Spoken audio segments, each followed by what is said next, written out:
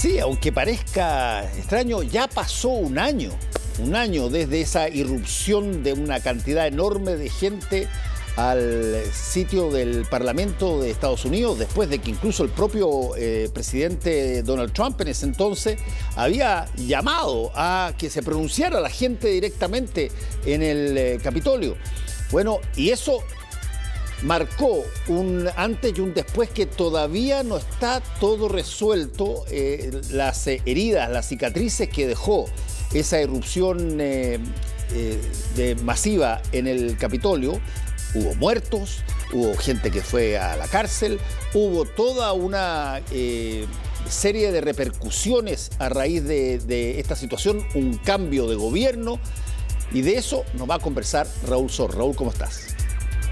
Hola Fernando, sí, Estados Unidos no se repone todavía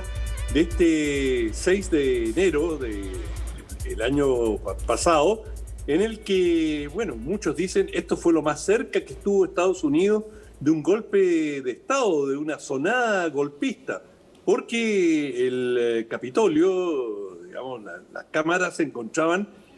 ratificando la victoria de Joe Biden sobre Donald Trump, y Trump convocó a una inmensa manifestación en Washington y los instó a que marcharan sobre el Capitolio. Y con un discurso muy explosivo dijo, si no se lucha por los derechos, si no se lucha por lo que a uno le pertenece, bueno, va a haber un fraude, y dio a entender de que se estaba fraguando un fraude, que él había ganado las elecciones y que intentaban robársela. Y sus partidarios marcharon masivamente sobre el Capitolio y una cantidad muy importante de ellos invadió,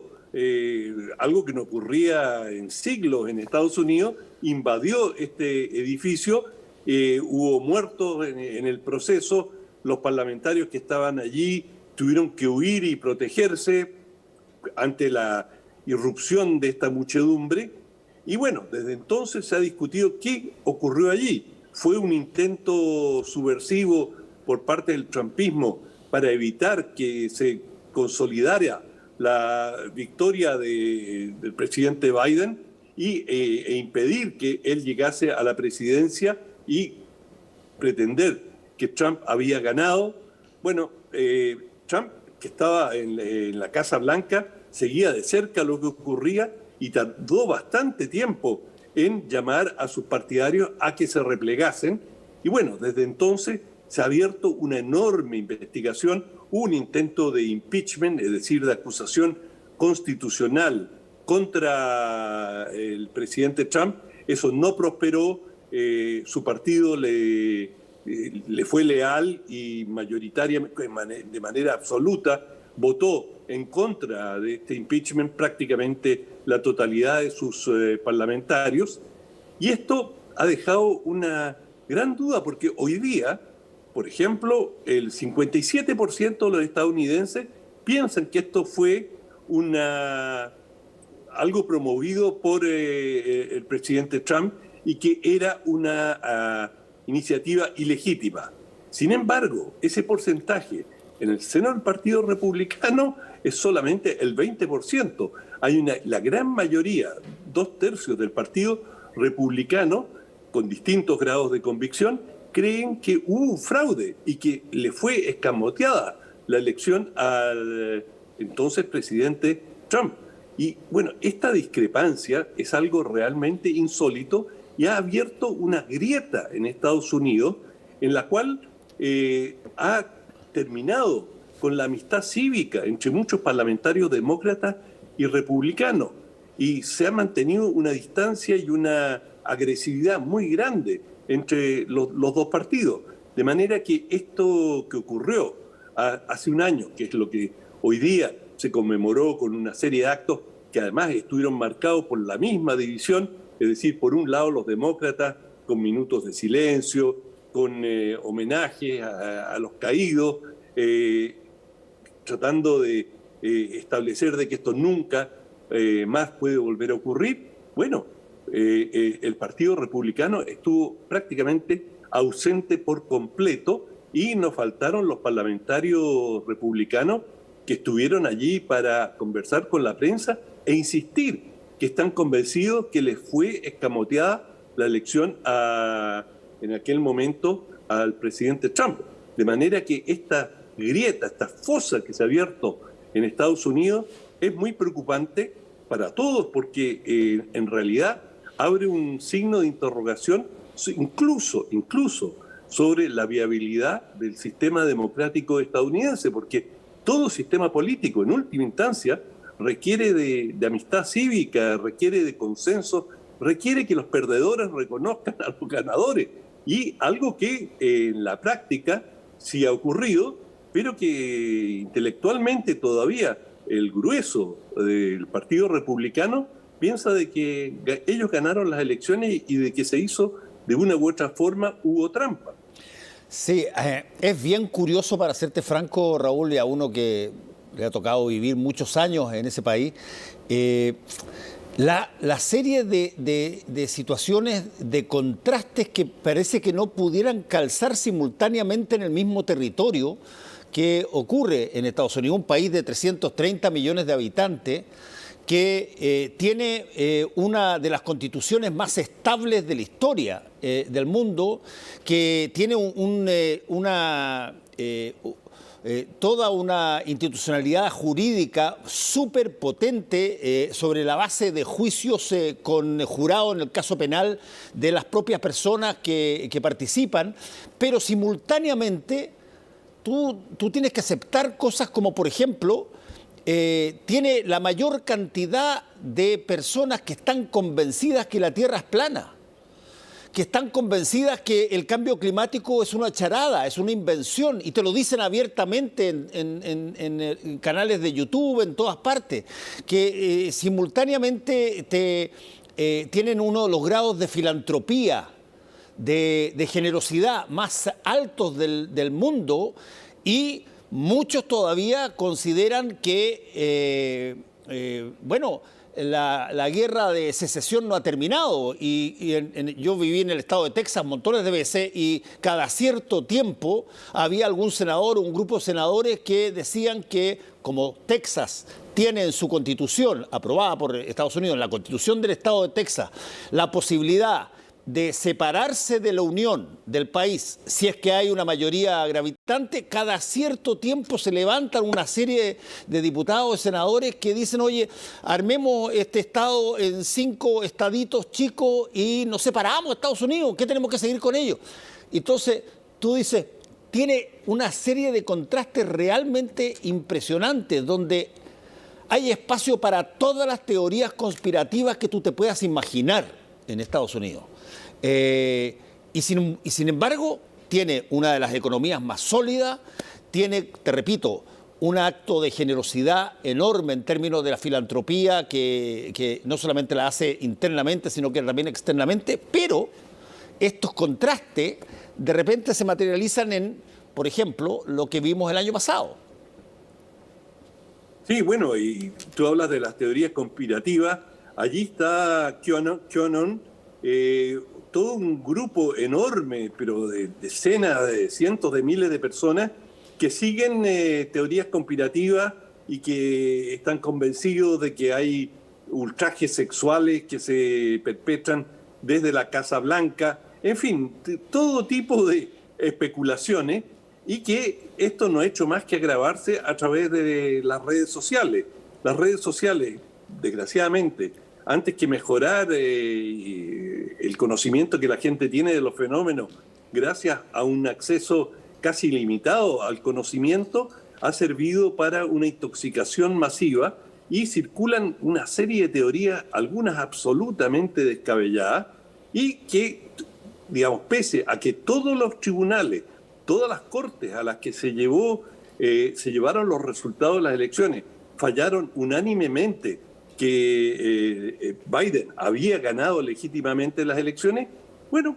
esta realidad alternativa que se genera a través de redes sociales, donde cada cual sigue la red que se ajusta a sus convicciones, bueno, siguen con esta persuadidos de que les robaron las elecciones. Y en esa circunstancia, ninguna democracia puede funcionar a largo plazo. Y esto tiene consecuencias internacionales importantes, Fernando, porque todo el mundo ha seguido muy de cerca, especialmente cuando ocurrieron estos incidentes en Washington, qué es lo que está pasando en Estados Unidos, y lo que ocurre allí reverbera en el resto del planeta. Y por ejemplo,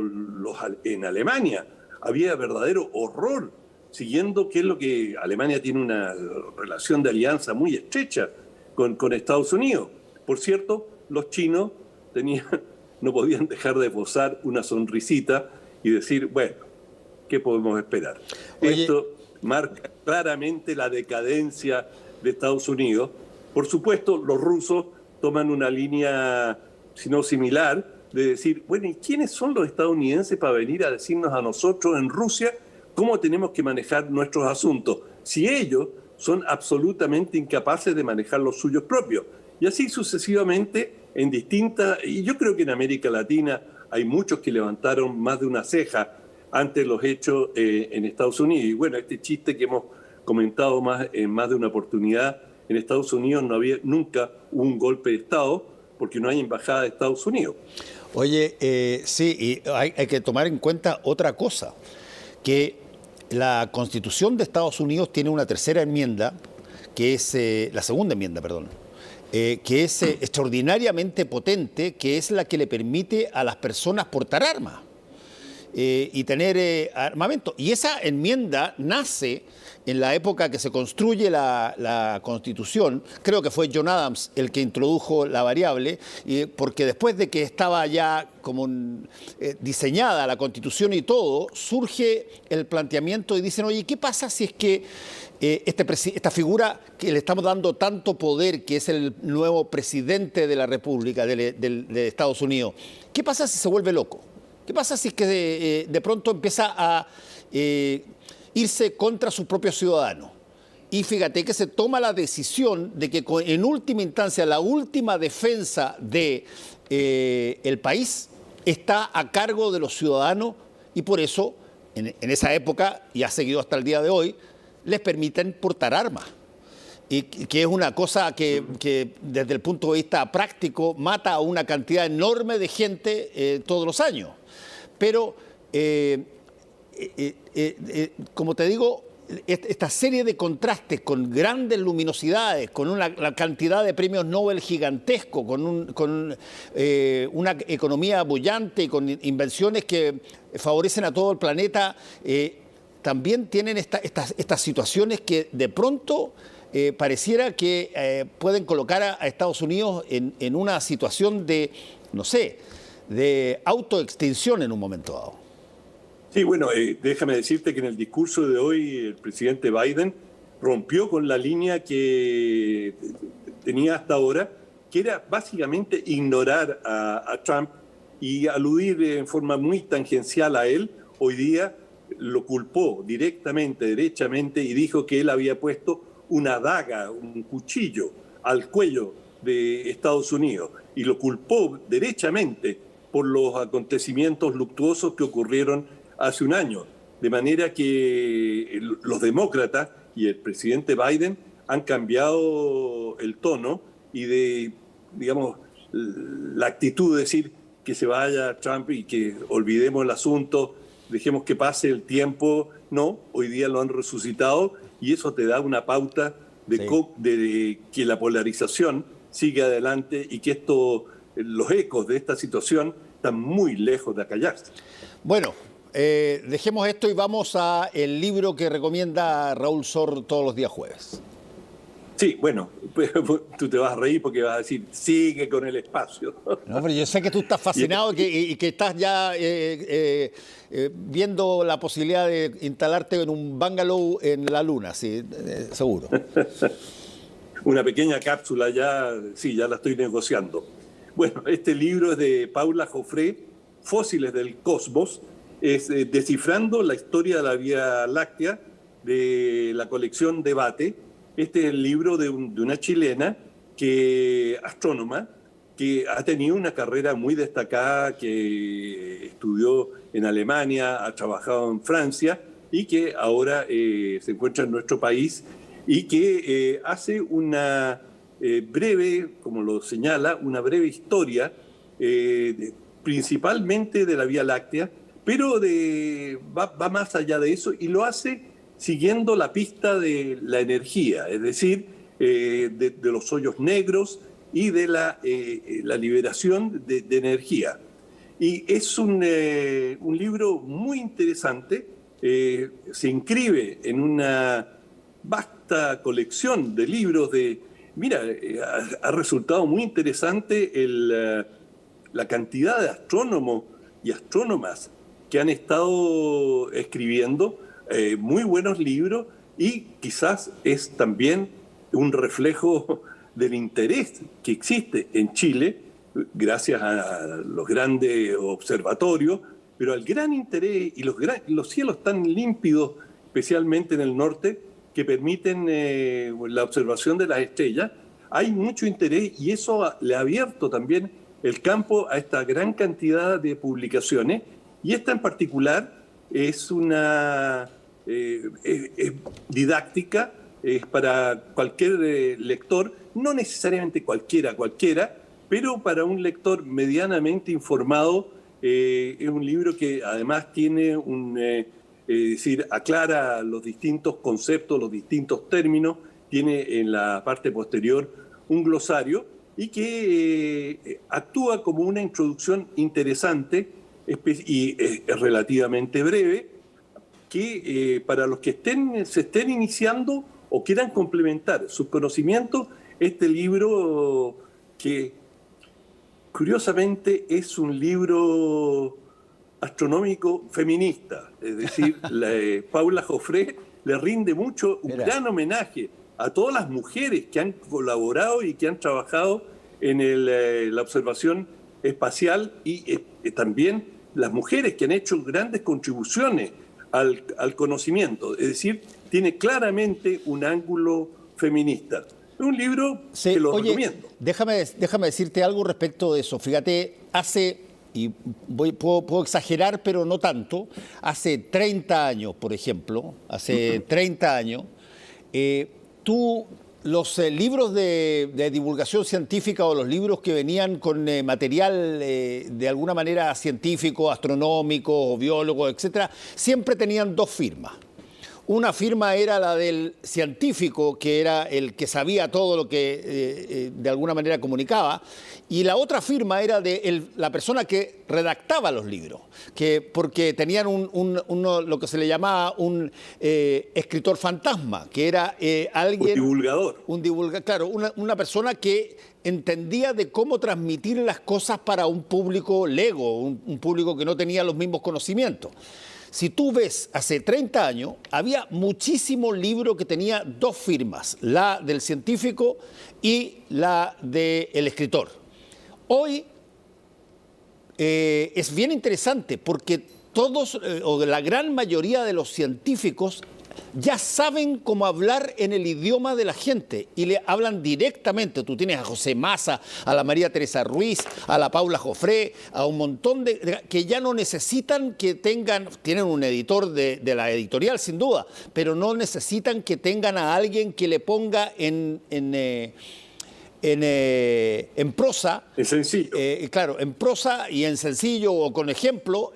porque ya hablan directamente con las personas en el idioma de las personas, y eso es un avance enorme en materia de divulgación científica. Absolutamente, y bueno, este libro se inscribe precisamente en esa tradición. Bueno, Paula Joffre, Fósiles del Cosmos, muchas gracias, Raúl.